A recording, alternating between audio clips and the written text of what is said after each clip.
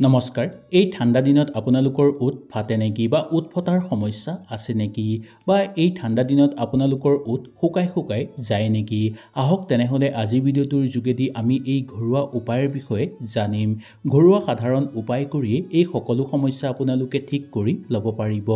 আহক জানি লওঁ যদি ভিডিওটো ভাল লাগে লাইক এটা কৰি আমাৰ মনোবল বঢ়াব আৰু আপোনালোকৰ বন্ধুবৰ্গৰ লগত শ্বেয়াৰ কৰি তেওঁলোককো উপকৃত কৰিব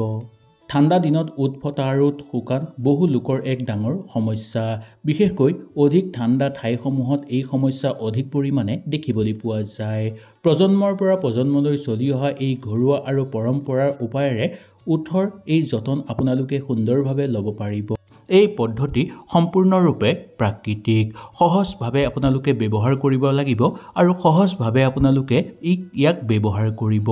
আৰু ইয়াৰ কোনো ক্ষতিসাধন নাই আহক তেনেহলে জানি লওঁ উঠ কেনেকৈ সুন্দৰ কৰি ৰাখিব পাৰিব ঠাণ্ডা দিনতো এই উপায় আপোনালোকে কৰিলে আপোনালোকৰ উঠ কেতিয়াও নাফাটে ডাঙৰ বয়সীয়া লোকসকলে নাভিক শৰীৰৰ বহু স্নায়ুৰ কেন্দ্ৰ হিচাপে বিবেচনা কৰে শীতকালত এই পৰম্পৰাগত পদ্ধতি কাৰ্যকৰী বুলি কোৱা হয় খোৱাৰ পূৰ্বে নাভিত 2-3 টোপালমান সৰিয়হৰ তেল দি আপোনালোকে মালিচ কৰক এই ঘৰুৱা উপায় কৰাৰ ফলত শৰীৰৰ আৰ্দ্ৰতা ঘূৰাই অনাত সহায় কৰে ইয়াৰ দ্বাৰা ছালৰ শুকান আৰু ফটাৰ দৰে সমস্যা আপোনালোকৰ হ্ৰাস পাবলৈ ধৰিব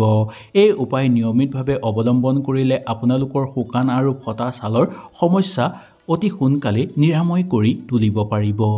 ফটা উঠত সাধাৰণভাৱে গৰম কৰা ঘিউ লগালে শীঘ্ৰে আৰ্দ্ৰতা ঘূৰাই পোৱা যায় যদি আপুনি নিশা শোৱাৰ সময়ত ঘিউ লগায় তেনেহলে ৰাতিপুৱা উঠি আপোনালোকে উঠৰ নম্ৰতা দেখিবলৈ পাব আৰু উঠ নৰম হৈ পৰিব লগতে ফটাৰ সমস্যা আপোনালোকৰ দূৰ হৈ পৰিব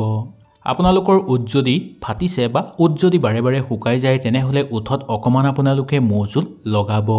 মৌজোলত এন্টিসেপ্টিক ভৰপুৰ হৈ থাকে যদি আপোনালোকে অকমান উঠত মৌজোল লগাই তেনেহলে শীঘ্ৰে আৰাম পাব মৌজোলে কেৱল উঠৰ আৰ্দ্ৰতা প্ৰদান কৰাই নহয় ফটা অংশও শীঘ্ৰে ঠিক কৰি দিয়াত সহায় কৰে শীতকালত গাখীৰৰ মলাই ব্যৱহাৰ কৰিও উঠৰ আৰ্দ্ৰতা ঘূৰাই আনিব পৰা যায় এই মলাই ছালত মালিচ কৰিব লাগে মলাইত থকা প্ৰাকৃতিক গুণে ছালৰ হেৰুৱা ৰং ঘূৰাই অনাৰ ক্ষেত্ৰত সহায় কৰে আৰু উঠ সুন্দৰ কৰি তোলে আপোনালোকৰ যদি উঠ বাৰে বাৰে ফাটে বা আপোনালোকৰ উঠ যদি বাৰে বাৰে শুকাই যায় তেনেহলে এই ঠাণ্ডা দিনত আপোনালোকে উঠত গুড় বা সৰিয়হৰ তেল লগাব লাগে ই অতিশয় লাভজনক এনেকৈ কৰিলে আপোনালোকৰ ফটা উঠ ঠিক হ'ব আৰু লগতে আপোনালোকৰ মুখমণ্ডলৰ লগতে উঠ সুন্দৰ হৈ পৰিব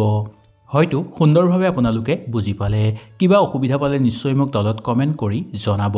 আপোনালোকৰ সকলো সমস্যাৰ সমাধান মই দিবলৈ চেষ্টা কৰিম তেনেহলে আজিলৈ নমস্কাৰ